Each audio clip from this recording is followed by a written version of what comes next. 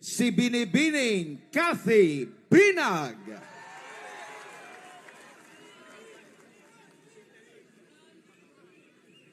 Magandang gabi! Magandang gabi po.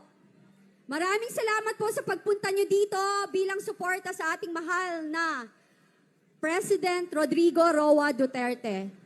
Dalawa lang po ang gusto kong sabihin. Kasi ako po ay biktima also ng addict. Hindi ko ho maintindihan na kung bakit ang ating mga leader or yung iba ang pinaglalaban is yung mga kriminal at addict. Bakit ho hindi nila ipaglaban din yung mga katulad kong biktima na mga addict? Hindi ko sinasabing ang pagpatay ay tama. Wala hong ganun. Pero sinasabi nilang may due process dapat nung pinili na magkaroon daw ng sinasabi nilang EJK. Bakit ho? Yung hubang 2 taon or 5 taon na naghahasa ng isang drug addict, nagkaroon din huba ng due process? Hindi, di ba? Yung ordinaryong mamamayang Pilipino, estudyante, nagagraduate sa kolehiyo, pinatay ng addict, may due process? Wala, di ba? So kaya kayo dyan, kayo, nang sinasabi nyo, you are after for human rights, tigilan nyo ho kami.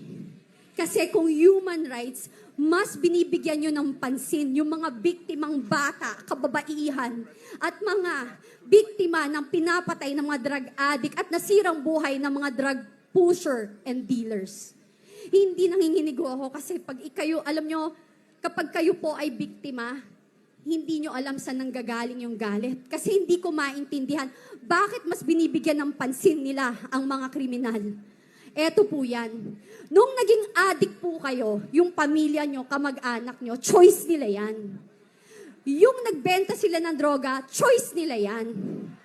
Yung naging drug lords and drug dealers sila, choice din nila yan.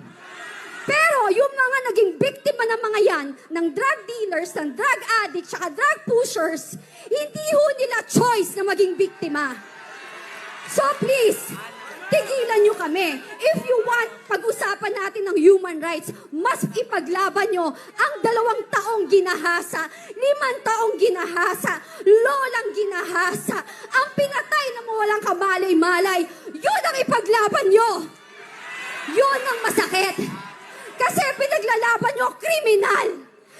Pinaglalaban nyo mga walang kwenta. I'm sorry, hindi ako sorry, not sorry. Kasi napaka-peke. This is not about human rights. This is a political assassination. Kasi kung kampante kayo at talagang confident kayo na ang liderato nyo ay nasa tama at okay, hindi kayo manggigipit ng tao.